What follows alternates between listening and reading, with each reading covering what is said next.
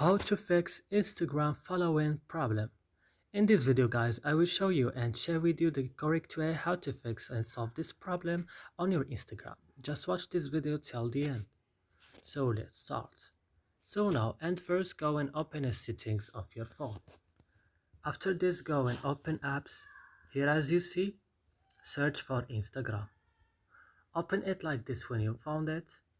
Then go to storage option. Here, go to the last button, clear data, click OK, also clear cache, and click now on force stop and click OK. And now, what you should do the last things, you have to open Play Store and update your Instagram if it's not updated, and also you have to restart your phone after this. So that's it. I hope this video is helpful for you. Don't forget to like and subscribe in our channel. See you in another video.